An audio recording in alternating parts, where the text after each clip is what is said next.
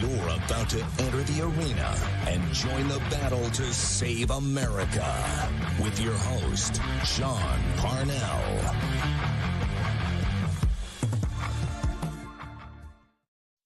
Good evening, America. Welcome to the battle crew from sea to shining sea and everybody in between. Welcome, Patriots. It is Friday, and this week has gone by so fast. Folks, listen, I definitely triggered some garbage liberals last night. There was this report, Trump was on Capitol Hill. And by the way, if you want to gauge the success of that trip of Donald Trump to Capitol Hill, just listen to how these conspiracy theorist, whack job, mouth-breathing Dems reacted to it. They trotted out this Milwaukee hoax. They said that he was praising Hannibal Lecter. None of that was true. All of it was lies. So clearly that means that Donald Trump's appearance on Capitol Hill was wildly successful. But while he was there, by the way, the purpose of the trip, having talked to people around him on the campaign, was really to build bridges, extend olive branches to Republicans who he hasn't gotten along with in the past. And that's really important because the Democrats are an existential threat to this country. And the enemy of my enemy is my friend. No, I don't like Rhino, Never Trump Republicans. They're the worst. But I think even those people are waking up to the existential threats that is the Democrat Party. And they are willing, and Trump is willing to align with them to defeat them in November, and that's important. But while Trump was at this meeting, I don't mean to go off on a tangent there, he floated the concept of eliminating the income tax and replacing it with tariffs, which, by the way, I immediately chimed in, one, because I thought it was a genius move. If you've been watching this show for a long time, meaning the past several months, I've been doing it less than a year, then you know that I absolutely loathe taxes. What I loathe even more than taxes is the propaganda line. It's our patriotic duty to pay taxes. It is not. It's the opposite of patriotism to give your hard-earned money to the government. You work your ass off for that money, and to just give it to the government so they could study sperm whale sex in the Arctic Ocean is not patriotic at all. So, of course, I weighed in because I hate taxes. It's the right thing to do, by the way. The income tax is not anything that the founders ever intended. Let people keep more of their own money. I also said that this would create a huge economic boom. People would immediately have 20 to 37% pay raise. They'd go out and they'd spend that money. Each person that got that pay raise creates a little micro economy around them. They pay taxes, other taxes with that money. They go out to eat, go to restaurants, they shop all in their local economies. It's a boost to everybody a million times over. That growth by dropping the income tax alone might even exceed the growth of our national debt, which is at historic levels of $35 trillion. But here's why I really like it. It also forces Biden and the garbage Democrats, because I realize that it's a complicated tax matter. It's not as simple as I'm making it. But from a political standpoint, it forces Biden and these garbage liberals to say that they're pro-income tax. And boy, did they come out swinging. All in the comments of my tweet, just saying this is a good idea. Just one shit lib after the next, saying, oh, this is stupid, you're stupid. Just ready, willing, able liberals just wanting to give their money to the federal government, totally unwilling of even considering that there might be another way to do things. Just TDS has completely ruined like 20% of the country to where they just are federal government zombies. Here, take my money. To just wander around like Biden, just giving their money to the federal government and trusting everything the federal government does and says. And that's sad, but I also love triggering the liberals. So to that extent, it was a win. Also, the SCOTUS overturned the ban on bump stocks. And here's what this case is all about and why it's important. And what I need you to realize, and I'm saying this, of course, before I get into the show rundown. Listen, we've got Bryan Dean Wright on deck, former CIA operations officer, disaffected Democrat, now America First guy, one of the smartest guys that I know on politics and foreign policy and everything else. He's coming up in about 10 to 15 minutes, so stand by for him. But let me tell you about this bump stock thing. Despite what the media is saying, this case has absolutely nothing to do with the Second Amendment. Like, as you'll see, oh my God, we're a country that values guns over the lives of children, and the Las Vegas shooter, he used a bump stock, and it has nothing to do with the Second Amendment. If you don't know what a bump stock is, it's a little plastic piece of equipment that goes on the butt stock of your rifle, semi-automatic rifle, to make it fire more rapidly. I don't know a single serious shooter that uses a bump stock. It's wildly inaccurate. So essentially all it is like a range toy that wastes a crap ton of ammunition. But here's the essence of this case boiled down right to its core. And this is the takeaway. And this is why I think you should be encouraged going into the weekend. So the ATF took Congress's ban on machine guns, ATF, alcohol, tobacco, firearms. They took Congress's ban on machine guns and decided that bump stocks are machine guns and just banned them unilaterally, essentially creating a law out of whole cloth all around circumventing Congress, essentially. So this case was not in any way decided on Second Amendment grounds. What's important here for you all to know is that the Supreme Court of the United States smacked down the ATF and basically told them in very simple terms, Congress makes laws, you do not. You, ATF, unelected bureaucrats, you just enforce the laws that Congress makes. You don't invent them out of whole cloth. And so the Supreme Court says the ATF therefore exceeded its statutory authority by issuing a rule that classifies bump stocks as machine guns. So just want to recap. Has nothing to do with Second Amendment, has everything to do with an out-of-control government stealing and taking your rights. Unelected bureaucrats doing that. So the Supreme Court stood up to them, smacked them down. That is a loss for the deep state any way you cut it, and you should be celebrating that. Toast this weekend to a loss for the deep state, because that's something to be happy about. So today, Bryan Dean Wright on deck. I'm doubling down on my deep state theory about yesterday that most of you all didn't like, but don't tune out the show just yet. I'm gonna break it down for you in ways maybe you'll be with me by the end of it, maybe you won't, in which case it's fine either way. But the Dems react to Capitol Hill. We've got the Biden at the G7, Russian warships off the coast of Cuba, Putin proposing a ceasefire in Ukraine, that and so much more coming down the pike here on Battleground Live. First, let me tell you about our sponsors, and then we'll jump right into it. Prepper Beef. America's food supply is under attack, and beef is its primary target. With everything from climate change to bird flu being wielded against cattle, it behooves Americans to stock up on long-term storage beef, and we have the solution. PrepareWithBeef.com is a veteran-owned company that sells premium steaks with a 25-year shelf life. Ribeye, New York strip, tenderloin, sirloin. They don't sell the beef crumbles or beef chunks that other survival food companies offer. At PrepareWithBeef.com, my listeners can take 25% off with the promo code RVM. Stock up now before cricket burgers become the norm, which, by the way, these garbage liberals are pushing that. So go to PrepareWithBeef.com, use promo code RVM. Awesome company. You should check them out. Also, Genesis Gold. The geopolitical situation isn't great. And under this administration, the economy hasn't exactly inspired confidence. That's the understatement of the century. As a result, Americans like you are concerned about their retirement savings, and for good reason. But there's good news. Gold has held its value since the dawn of mankind. And did you know that gold is mentioned in every book of the Bible from Genesis through Revelation? As a faith-driven precious metals company, Genesis Gold Group helps Americans protect their life savings from threats facing our nation.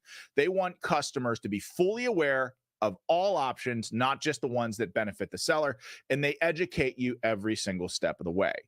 Get your free definitive gold guide to get started and learn more about investing in gold and protecting your retirement from uncertain times. Visit treasureandtrust.com now. Fill out the basic contact form, and a member of the team will be in touch. Again, that's treasureandtrust.com. Okay, so bear with me here. I'm doubling down on something, and it was very, very unpopular yesterday. Because I went back and I read the live chat. I know how you all feel about it, but I'm going to take one more crack at it and just go with me here, okay? So is the deep state backtracking a little bit? Are they shifting fire? I've been obsessed with thinking about this because part of my job as an infantry officer, a ground combat leader in combat, was to analyze the enemy. Most likely enemy response, most deadly enemy response. It was my job to plan for every contingency. And I've talked to Commander Melanian about this, and it's kind of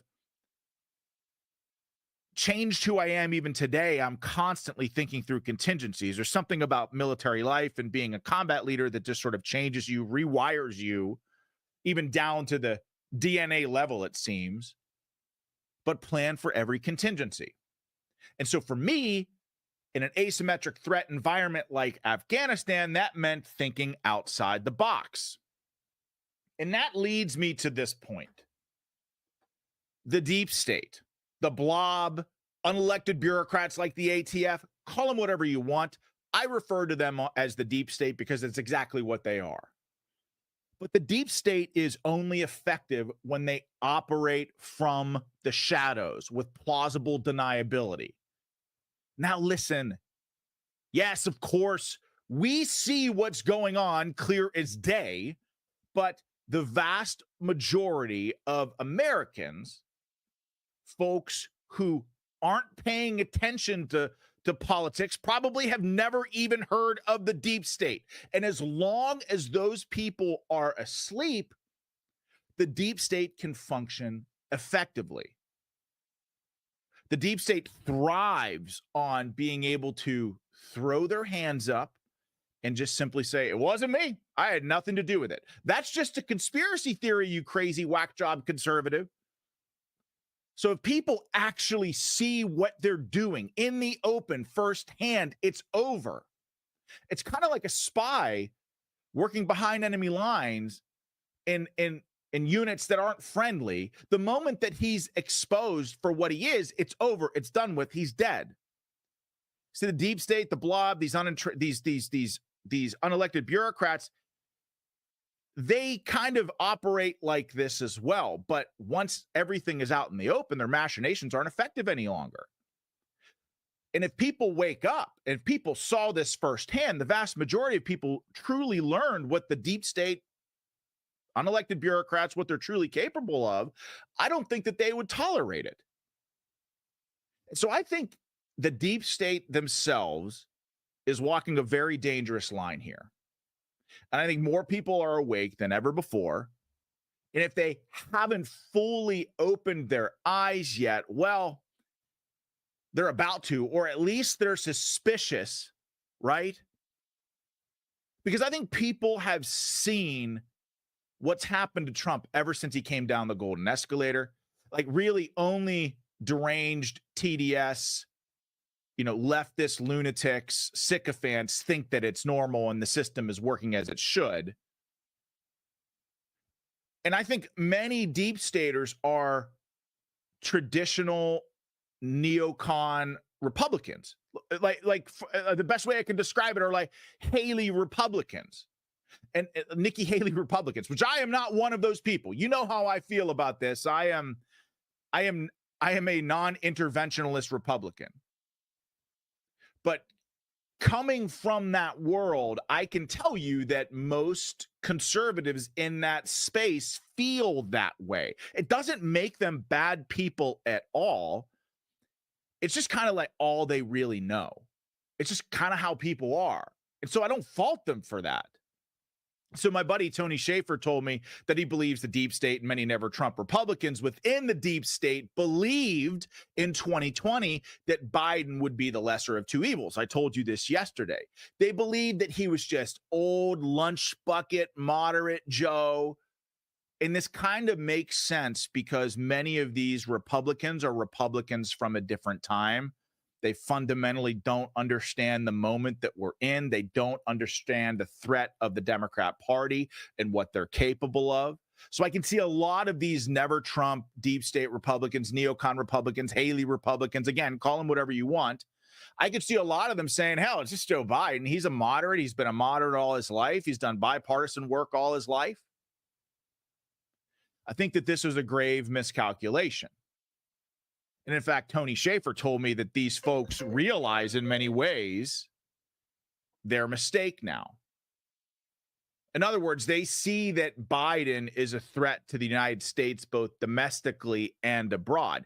And so this is why Bill Barr, the man who was at the center of killing any investigation into the 2020 election, Bill Barr endorsed Trump unprovoked. Trump didn't ask for his endorsement. He just did it. Listen to this. Trial has begun here in New York City. It's quite a spectacle, quite an event.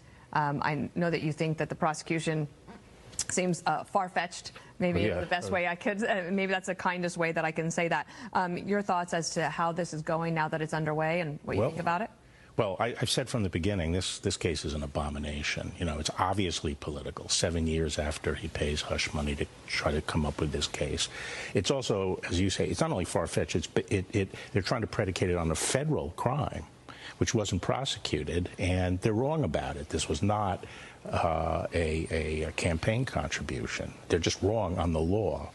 But to me, this shows that the real threat to liberty, the real threat to our system, are the excesses of the progressive left.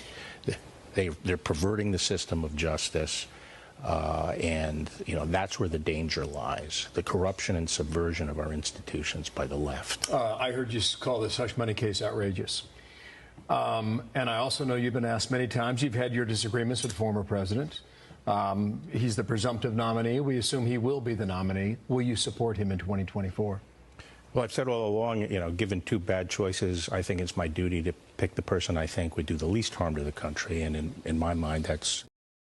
So there you go. A couple of things I want to highlight for you here. Keep in mind that Bill Barr was the chief law enforcement officer for the country under Donald Trump. Keep in mind that Bill Barr called Tony Schaefer and told him in no uncertain terms, no more investigating in 2020. It's done. It's over with. The FBI is going to do 100% of the investigations. We don't want the U.S. Marshals involved. And so Bill Barr is a perfect example of a sort of traditional Nikki Haley Republican, neocon Republican that doesn't like Trump. But he said right there in that interview, corruption and subversion of our institutions. For people like this, the institutions, the FBI, the CIA, the United States military, they just want a sense of homeostasis. And they believed that Biden would give them that. And they ultimately in 2020 believed that Trump was the threat. And then Bill Barr also in that same interview, and this is a perfect microcosm of how he thinks, and I think how other traditional neoconservative Republicans think, traditional Republicans, said two bad choices. I think it's my duty to pick the person who will do the least harm to this nation. So think about this with me here. And I know that you weren't a fan of my theory yesterday, but I'm, like I said, I'm doubling down on it today. For the most part, many of these misguided Republican deep staters, they have families that live here in America. They don't want America to collapse. If Bill Barr is saying on national television that he's supporting Trump, that he believes Biden is a threat to the institution, that's like a signal to the rest of the Republican deep staters saying that Biden is the bigger threat. So here's what I think. Now, I don't know if you hate this or like this and didn't agree with me yesterday, but this is what I'm building to. I think many of the people in the deep state believe that Trump is going to win. I think that they believe that while Trump is a threat, I don't agree with that. That's wrong and incorrect. I think they believe that Biden is far, far worse. I think that they realize that now. I think that they remember what it was like under 4 years of President Trump, and it's nothing like it is now. And what I think the deep state is doing, their next move Because obviously it's always to protect that sense of homeostasis, right? Protect the institutions that they work for. That's what we talked about. Big bloated bureaucracies. Their number one goal is not the truth, is not looking out for the people. It's to protect themselves first, last, and always. So they're going to do everything that they can to work behind the scenes to put guardrails on the next Trump presidency. So what does that look like? 10 years of support for Ukraine, make it damn near impossible for Trump to fire government employees, bog him down with fake investigations, just like they did the first 4 years. There are a million ways they can stifle another Trump presidency. And I think that they may say, hey, rather than exposing ourselves more by escalating tactics and as a consequence, completely destroy our capabilities and our nation in the process, let's take our chances with Trump and roll the dice. And keep in mind, like, this also kind of makes sense because anytime these idiots meddle in anything, they make it worse. Look at what they've done from a foreign policy standpoint. Neoconservative foreign policy over the last 20 years, it's hard to see it as anything else but a failure. Look at Iraq, look at Afghanistan, look at the Middle East and regime change wars. Just hasn't been good for the country. So why should we believe that they'd be anything better domestically? They're a disaster. So that's my theory. I take it or leave it. I'm going to go back and read the live chat when this is over, but I've got Bryan Dean Wright on deck. I'm already over time. Let me tell you about a couple of our sponsors, and then we'll get right to him and solve some of the problems that we face here in this world. Debt. You go to bed thinking about it. You wake up thinking about it. But here's the truth. The system traps you in debt. High interest credit cards and loans make it nearly impossible to pay off your debt, and insane inflation keeps you stuck paycheck to paycheck. Done with Debt is your lifeline. Done with Debt has an ingenious new strategy to erase your debt faster and easier than you thought possible. Done with Debt analyzes all the debt options that you qualify for. They know how to reduce bills. They know how to cut interest rates. Their skilled staff of negotiators know how to get debt out of your life permanently without bankruptcy and without a loan. Done with Debt are the experts in brilliant strategies for eliminating debt, but you need to hurry because some debt solutions are time sensitive. Here's how easy they make it. Go to donewithdebt.com. That's donewithdebt.com. Select VNN. That's Vigilant News Network at checkout. That is donewithdebt.com. Okay, you think our country has a reliable power grid, but we don't. It wasn't built to last. When the next outage strikes, plug in the Grid Doctor 300 from My Patriot Supply. My Patriot Supply has helped millions of Americans prepare for emergencies, and power loss, that's an emergency. Our failing grid means more are coming, and we've seen the signs over the last couple of years. Get the Grid Doctor 300 right now at my website, preparewithvnn.com. The generator lasts longer and runs stronger than others. Connect 2 solar panels at once and harness up to 200 watts of charging power from the sun. Use it while it charges. It charges fast. Multiple ports means no device is left behind, so you can run phones, you can run fans, CPAP machines, even mini refrigerators. My son would absolutely love that. So take $50 off with your Grid Doctor 300 at preparewithvnn.com. That includes fast, free shipping. That is preparewithvnn.com. Okay, so without further ado, let me bring my friend on, Bryan Dean Wright. Bryan Dean Wright, welcome to the show. Former CIA operations officer and host of the acclaimed Wright Report. Welcome back to Battleground. Hello, sir. Speaking of deep state, here we are. I'm glad to be here. I was just going to say, as someone who worked for the CIA, is what I'm saying just a total whack job conspiracy theory, or am I like... I think that there are different elements or parts of it. Look, you've got the guys like James Comey or former CIA Director Mike Morrell. Those guys are never going to give up because they've now got a shtick. They make a lot of money on TV and podcasts. They are speakers. They get hundreds of thousands of dollars every year continuing the charade that they have perpetrated for years.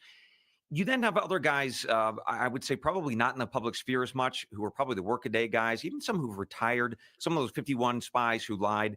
Some of those guys are quietly would probably fall into the bucket you're talking about, which is to say, look, I don't like Trump, but I also don't like over 8 million people coming over the southern border completely unvetted. And earlier this week, we have 8 of them who are ISIS members or affiliated with ISIS. That's bad because I've fought for 20, 30 plus years of my life to try to stop that stuff. And obviously, Biden is listening to the left of his party, which is Marxist, which believes in open borders because reasons. So yeah, they're probably sitting back and saying, let's probably go a different direction, because the Democrat Party that I thought of Jack Kennedy, that's gone. The Democrat Party of even, the mid 2000s of early, version 1.0 Barack Obama, when he was talking about how he would hear Spanish at his garage, was getting his car fixed and it made him angry. That Democrat Party's gone. It's gone. So, and I say this as a guy who was a Democrat for 20 years. And I now look at my party that's, former, now no longer part of it. I'm like, who are those guys? I don't know. So I think that you're right to say that there are some that still do love this country that are looking around saying, okay, all right, well, I didn't like Trump because, he's crazy and he says crazy things. Okay. But, we've got a national security crisis right now in the White House, not just the border. Look around the world, that's on fire. And oh, by the way, there's a laptop that says this guy might be taking some secret cash from the Chinese, amongst others. All right, I might not say it publicly, but we got to do something different here. So I think you could be right with those workaday guys.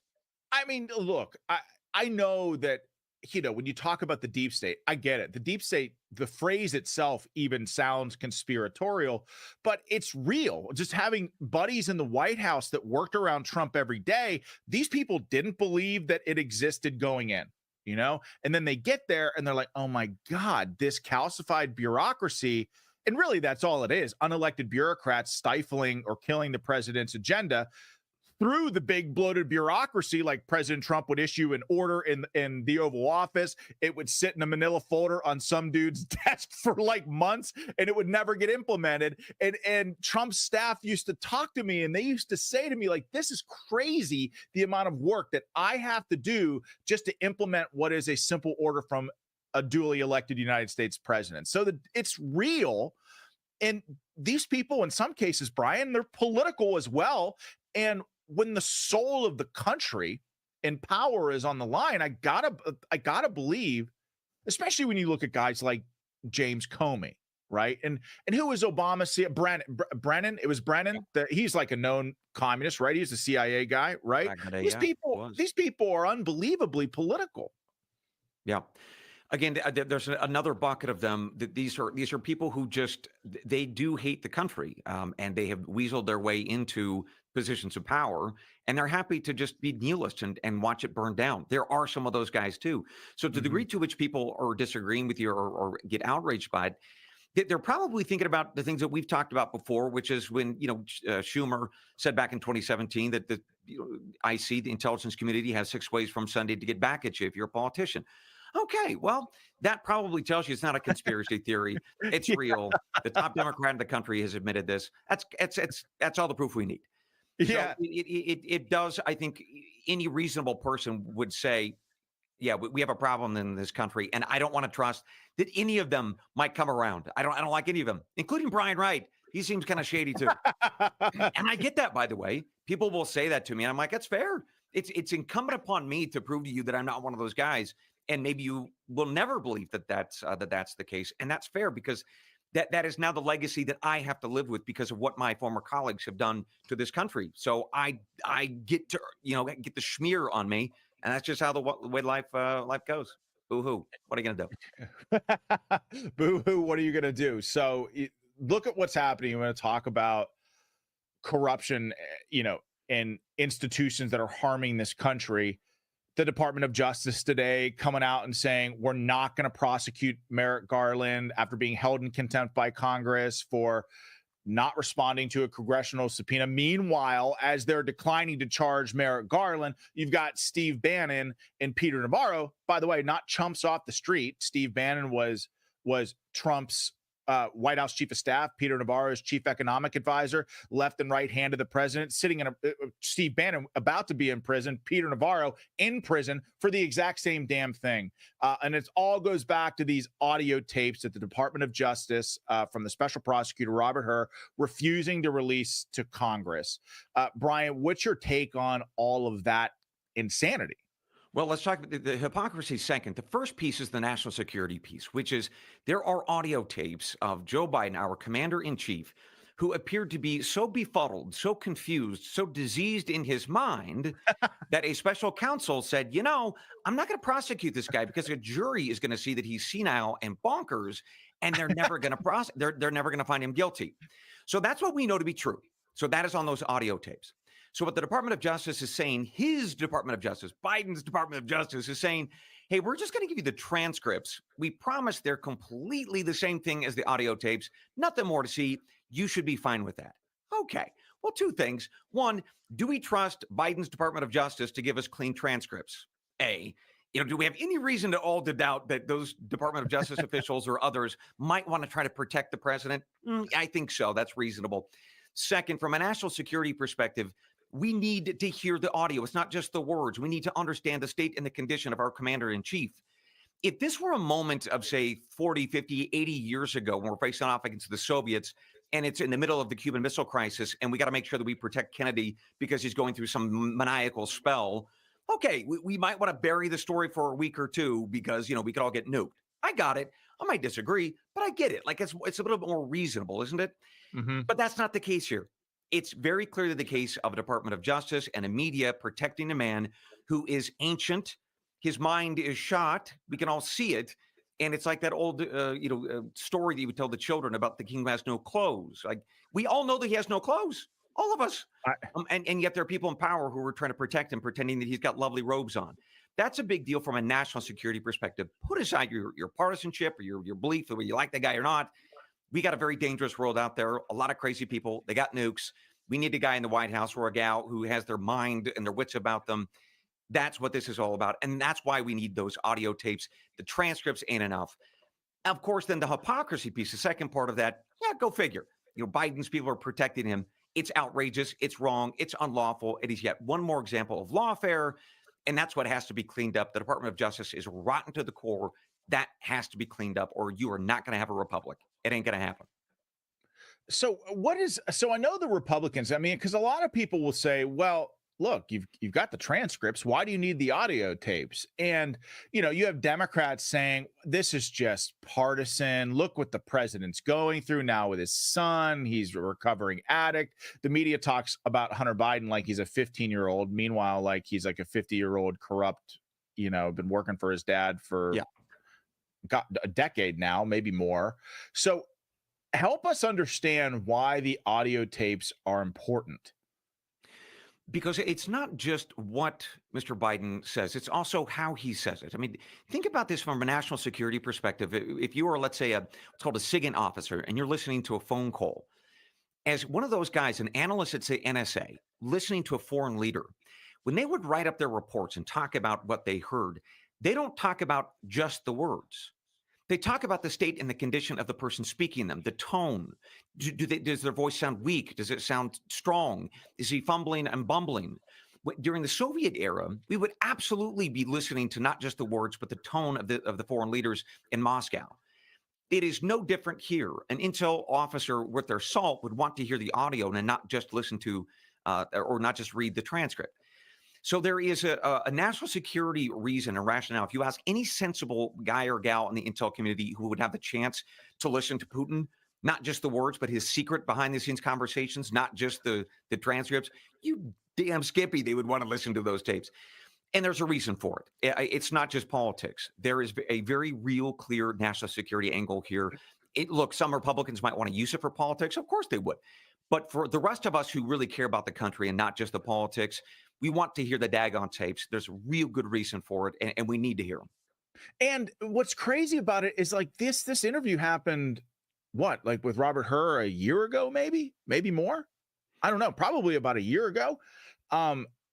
And Biden's clearly so much worse now. Like, you see him at the G7. If it wasn't for the Italian prime minister walking with him and guiding him, there might have had a silver alert issued or something like that. Yeah. He seemed, and I say this as somebody who I just love the country. Do I like Biden? No. Do I make fun of him all the time? Yes. Of course, I'm a lock, stock, and barrel Trump guy. But you don't want to see your president, Democrat or Republican, on the world stage just being embarrassed like that, Brian. And it's like you talk about the emperor has no clothes. We all see it for ourselves. And so these audio tapes, like from a national security standpoint, I do think it's important that stuff is released.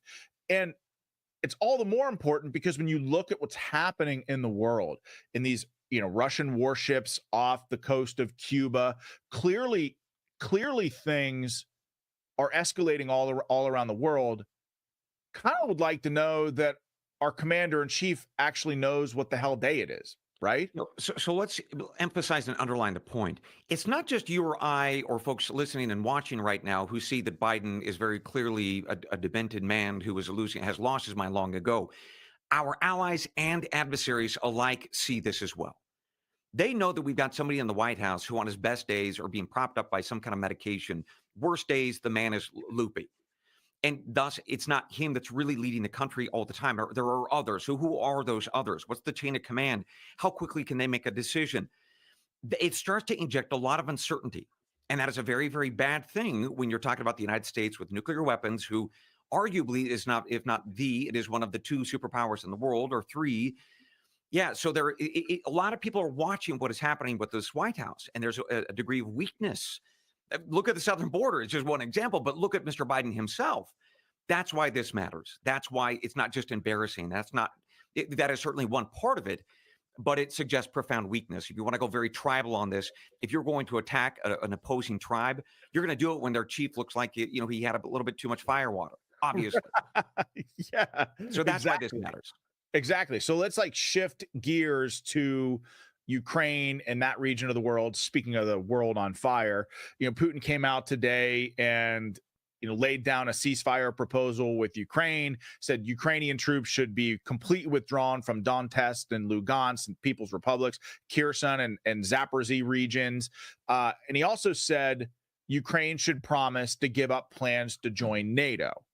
So if those terms are met, Putin says that ceasefire order will be declared immediately. It doesn't seem like Biden and the Democrats, which strangely have become in my lifetime, a hawkish pro-war party, which I honestly never thought I would see, but they don't seem like they're much interested in a ceasefire in Ukraine at all. What do you think about all this? It's absolutely correct. So look, just last week and again this week, we have seen a number of things that would suggest there is absolutely no interest for peace in Western capitals, United States, Brussels, and beyond. And that's because they argue, at least publicly, that Putin is going to march on the rest of Europe, right? So that is what they have said over and over and over again. And that could be true, but show the evidence for that. What's the justification? What is the intelligence? What is the high quality or high confidence, multi-sourced intelligence that tells you that that is going to be true? Because if it's there, then you can make a very compelling argument that no, a peace deal with Ukraine is dumb, because he's just going to take it and restock the men and the war material, and then he's going to continue to march into Poland and Hungary and then eventually into Paris. Okay, if you believe that to be true and you have the intel, show it. Make the case to the world. They haven't and they won't.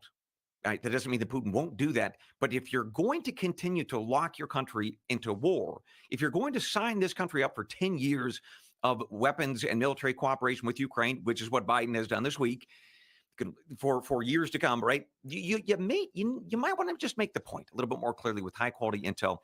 And the fact that they haven't done that tells me that it's not there. So why are we going to be interested in a peace deal if we really believe that this is true? They're going to march across Europe, unless that's not what it's really all about. And Senator Graham this week made the comment, or last Sunday made the comment, that really the war is all about the dirt, right? The minerals on the ground, $10 to $12 trillion. That's why we should care about Ukraine. That's why we should go send our folks over there, men and women in uniform, for all the minerals. Oh, okay. Well, now it starts to become a little bit more interesting. That really frustrated me. And I've been thinking about that particular phrase. We covered it on the show a little bit, but I've been thinking about that for most of the week because, this war in Ukraine is just like every other war that I've experienced in my life, where in Iraq, it was, we've got to go in, weapons of mass destruction. In Afghanistan, 9/11, that's where bin Laden is. And I understood that. Got to go get bin Laden. Why are we staying for so long after? It was because of nation building and making sure that the Afghans could govern and secure their own people. But we surrendered in Afghanistan. We withdrew from Iraq. We created a void in Iraq, a vacuum in Iraq. ISIS came to fruition there, rampaged across the Middle East, left a trail of bodies in their wake. And it just seems like two things, Brian, where you have people say, well, listen, this is about protecting democracy. It's about protecting freedom. If you value freedom, put that Ukrainian flag in your bio, come hell or high water. We're not letting the Russians take Ukrainian freedom because that's what we believe. Like, that's what the rallying cry around Ukraine was for years. And now it's like Lindsey Graham on television, like, well, we can't let them take the minerals. And I'm like, so it wasn't about freedom and democracy and aspirational bullshit like that. It was just like, you just wanted minerals, right?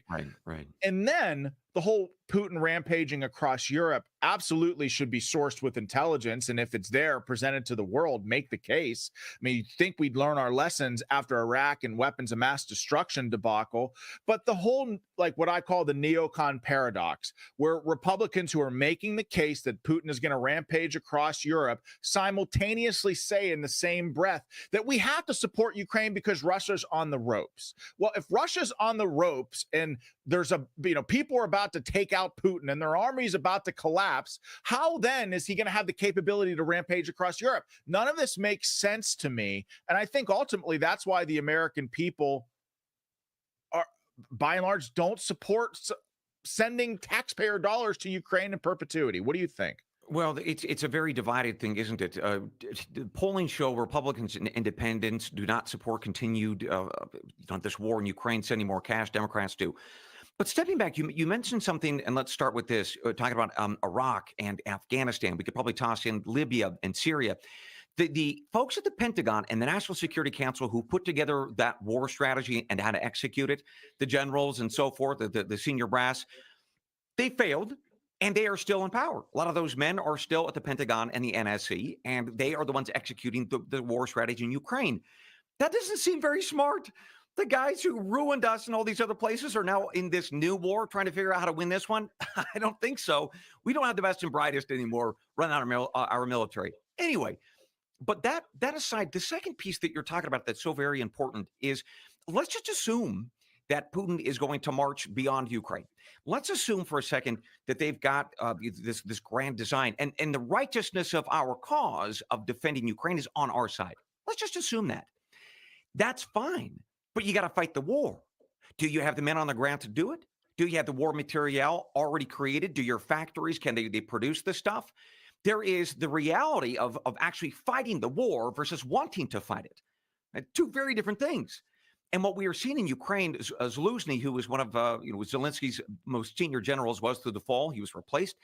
He has been saying for a long time, we don't have the men to fight this. They are snatching men off the street, throwing them in vans, trying to get them to basic training. Earlier this week, the Washington Post said that these guys, when they get to basic, they don't even know how to fire a gun. They're not even asked to fire the gun. When they get deployed, they don't know how to fire a gun. They can't disassemble it. They can't clean their gun. We're talking about cannon fodder. So that matters. That really matters when you start talking about sending stuff to Ukraine. There are not enough folks on the ground to fight this war, even if you believe that the cause is just.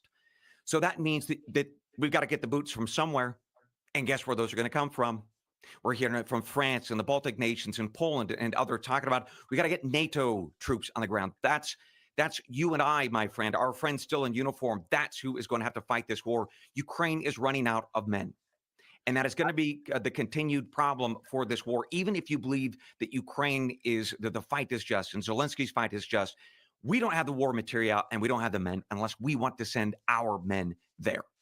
I've said it over and over that the longer the stalemate in Ukraine, the longer we continue to support them with no real end in sight, no diplomatic strategy, the longer that stalemate drags on, the more likely it is for American sons and daughters to be boots on the ground there, keeping the peace, facing down a Russian horde. And that is not something that I want. I know it's not something that you want. The American people sure as hell don't want that. And you look at all these people with the Ukrainian flags in their bios, like, do you support Ukraine so much that you're willing to send your, son or daughter to die for the cause? If the answer to that question is no, you should probably take the damn flag out of your bio, because that's where this thing is headed. Well, and let's pause there for a second, because one of the things you talked about in terms of the deep state, or we talk about Lindsey Graham, you combine those two things together, and actually there's a theme here. For a lot of those folks, including some of the folks at the CIA that I used to work with, and I think a lot of folks at the Pentagon and the State Department, the NSC, they view the world kind of like that board game Risk, right? Where you have your men and you have your dice and you throw them and you want to conquer different territories because you think it's a game. It's something that you sit down at Foggy Bottom with the State Department guys and up at Harvard and we shouldn't we talk about the world. That is how they look at this. And they sit around with their cocktails and they think about how we're going to reorder the world. And it is an academic exercise. It's not a board game. It's not an exercise. These are real men and women who go abroad and they die. And a lot of people are wrecked, not just men and women in uniform, but civilians. And I'll tell you, for me, and I think probably for you, you have a lot of friends who didn't come home from these conflicts. Mm-hmm. And if they did come home, they were missing limbs, or their minds were so shot that they struggle with alcoholism or anxiety issues or depression, or they put a bullet in their damn head. Yep. So that's the real consequence to the Lindsey Grahams and the neocons and others who want to get involved in the war, who think it's a board game, or they're sitting up in the Harvard School of Governance, and they're like, but darling, we must take Ukraine. These people are not the ones who have to deal with their best friends who come to sit back on their porch and want to put a bullet in their friggin' head. I've had that happen. I don't know if you have. I would imagine you probably had those conversations with friends. That's when this becomes very, very real. And this is not just about a bio flag in your bio or we need the minerals. But when you have friends who die, it becomes a lot more real. It's such a great point, and I have many, many times. I mean, I've lost more friends to these stupid wars than over 30 of my friends, as a ground pounding frontline infantry guy for 16 months and battalion, went back to RC East Paktika province, Afghanistan twice in 9 months. It was just, I mean, yeah, it's horrible. And when you see the hell of war on the battlefield and the fallout at home, it kind of gives you a different perspective, Brian. And that's ultimately like my perspectives on this fight. Yeah, people like to say, oh, you're a Trump guy, you're an America First guy, you're an isolationist. Like, okay, label me in any way that you want. But my perspectives have been shaped by my experiences conducting diplomacy at the tip of the spear with Afghan warlords. I know how they think, and I've seen the fallout from politicians in Washington on both sides of the aisle that do exactly what you said. They look at the world as if it's like a game of Risk, send American troops here, pull them out of here, not even like fully understanding or comprehending what it means. And it drives me crazy. Yeah. It drives me crazy. And then you look at, the consequences of the world with people who really they're just politicians. They don't really have any experience fighting wars or like you did in the intelligence community as an operations officer. They're just politicians that had briefings, and, you look at now you've got Russian warships, 90 miles off the coast. What's going on with that? Like, if you see, like, obviously Putin doesn't feel very afraid of Biden in the White House or any of the lackeys behind the curtain running the show, right? So I think that there's two things with this Russia and Cuba stuff. First, to be fair, we have seen this kind of activity for many, many years. In fact, we're going to see it much more throughout the summer and into the fall. Moscow is sending its long-range bombers the first time, I think, about 5 or 6 years. These kinds of exercises are actually pretty common. That is to say that the Russians going in the Atlantic or in the Caribbean. So we're going to see a lot more of that, and we have for years. So in that sense, it's not that big of a deal. The United States does this a lot, by the way, in the Taiwan Strait, in the South China Sea, in the Pacific, nearest China or the Koreas. So in that sense, it's not a huge deal. The question is, what signal is Putin trying to send? And does that really matter? So what he's clearly trying to say is, look, y'all have beat me up in Ukraine. You're using your proxy forces, but we still pack a punch. Just want to remind you, just in case anybody's forgotten. And that's what Putin is doing here with this latest series of ships and the long-range bombers to come throughout the summer into the fall. He's just reminding everybody that he can still get into this fight. Just be real careful. So that's what this is really about. So let me ask you a question, Brian. I had some audience questions from the last time you were on the show. And so we're going to shift gears abruptly from foreign policy to questions about you personally. Oh. And the question that I got most often was, how the hell do you keep your teeth so white?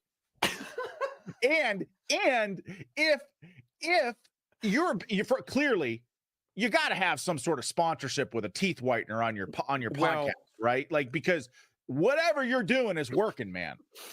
Thank you. Well, I'm flattered. for the compliment. Yeah, look, I'm pushing 50, so I'm gonna take whatever compliment I can get. I don't have your hair. This is every time I see you. I just like I want his hair. How do I get that? And he's my kids say that I have fancy hair. And you know what? I'll take it. It's very fancy. Thank you for saying that. Thank you. Yes. I try, So what teeth? What? I brush. I don't know. That's it. Just brush. That's it. Maybe yes. Like I don't. I go to the dentist twice a year. I don't know. Like how you're like. Yeah. You're like, I'm sorry, I took you totally off guard by that. No, I got a lot of questions about it. People want to know what you're doing. You know? Well, all I can say is brush. Okay, so what are you talking about on the Wright Report lately? Like, last time you were on the show, you told me about a country that I didn't even know existed. So talk to me about what you got going on the Wright Report. If you're not subscribed, folks that are listening and watching, you've got to subscribe wherever you listen to podcasts, the Wright Report with Bryan Dean Wright. It's like your own personal presidential daily brief. And if you want smart, I don't even know what smart intel on what's happening in the world, like, you should subscribe to that. But tell us what you talked about this week, my friend. Well, the whole goal is to take people around, not just the country, but around the world, and say, look, why do these crazy places matter to us? And try to tie your pocketbooks or your families or the country's fate to what's going on in these strange places. This week, one of the things that I talked about was the fact that our Secretary of State said to Hamas, look, you've just rejected the latest peace deal. That was, I believe, on Wednesday. And he said to Hamas, look, the time for haggling is over. At some point, the haggling has to stop. And what I talked about was compare that to what we see with President Xi and his belief that he must continue this fight. It's about destiny. It's about creating a world under his order. And in many ways, President Xi and the head of Hamas, who was a man named Yahya Sinwar, they are both chasing destiny for their nations and their tribes. And if we have a national security council and staff and our chief diplomat saying, hey, the time to haggle is over, we got to find a deal. No, those men are chasing history. They're trying to reorder the world.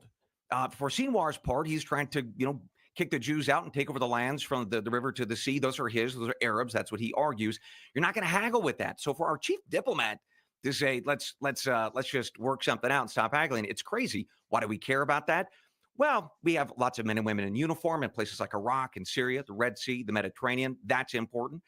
Also, ladies and gentlemen, you all who are listening, you have invested over $300 million in a lovely pier off the Gaza Strip. The damn thing keeps falling apart. Oopsie. I don't know if you saw it just today. They're actually going to pull that back into Israel over the weekend because the waves are going to be a little bit too high. Incredible. We invested over $300 million in a pier that by design, cannot take over a foot or a foot and a half of waves when we know that the waves off the Gaza Strip can go as high as 5 or plus feet. Well, who made that choice? Who decided to build a pier that's going to fall apart anyway, it's crazy. The White House screwed up on that one. The Pentagon, by the way, I don't know if people know this. The Pentagon warned the White House that this idea of a pier was stupid. Shouldn't do it. Anyway, but here we are. So I talk about that this week about Xi. Well, wait, why did the White House do it? Because they needed a photo op. They needed a photo op. No, in all seriousness. I believe it. Biden knows that he has to win Michigan. He has to win places like Arizona, Pennsylvania, others that have 20, 30, 80,000 Muslim Americans. Based on what we know from polling, about 60% of American Muslims believe that Hamas is in the right. About 60% of the American Muslim population in this country believes that Hamas was right to attack Israel on October 7th. That's sobering in and of itself. But the point is that is part of Joe Biden's coalition. So he has to satiate their anger and help them to basically go to the ballot box and if they have to, pinch the nose and vote for him. So he's got to put out this pier. He's got to show that he is aiding the Palestinian people. That's a pretty big deal. So that's why that pier is, even though he knew and the Pentagon briefed him that the thing was going to fall apart, that's why he did it. It's just politics. Ugly, ugly politics. Well, so where can people find you, Bryan? The Wright Report, like my last name, WRIGHT, on all podcast platforms. We go live about 5 a.m. Eastern every day, Monday through Friday. 5 a.m.? Yes, sir. We don't mess around. You don't mess around. You got great dental hygiene and you're up. I love it, man. I love it. So, Bryan, thank you for giving me so much of your time. We got to listen. we've got to get you back, and we got to figure out this map stuff. I've been telling people about your map stuff for a long time. We got to set up some sort of chalkboard or something like that. Get you up there in a little tweed jacket with elbow pads and a little pointer. And even whiter teeth. It's going to be great. Even whiter teeth. My teeth are going to outshine the map. People are going to get lost. It's going to be great. Or we could do it at night. My teeth could be the flashlight. It's going to be black great. Light.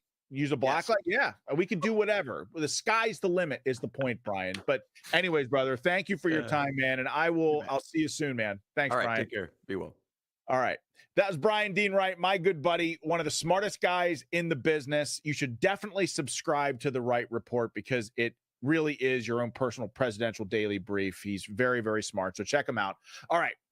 To some sponsors. Sweetamine. Sweetamine is composed mainly of the amino acid glycine, the nutrient the immune system uses to regulate inflammation. Most of the diseases that make people sick and die these days are rooted in chronic inflammation, mainly due to glycine deficiency.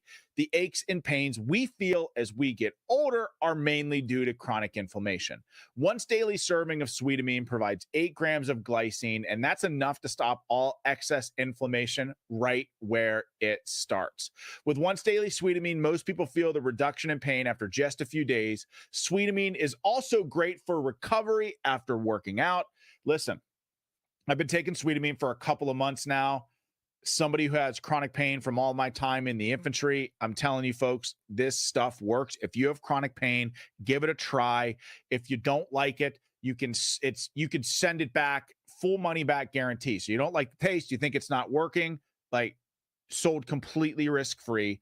Use Sweetamine just like sugar in your favorite beverage, in a smoothie, sprinkled on your cereal. You can use it any way you want.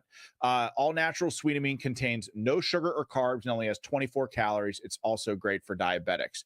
You can buy Sweetamine.com, or you can buy Sweetamine online at Sweetamine.com, SWEETAMINE.com, or call 855-GET-SWEET. That's 855-438 7933. Again, Sweetamine.com, 855-GET-SWEET, or 855-438-7933.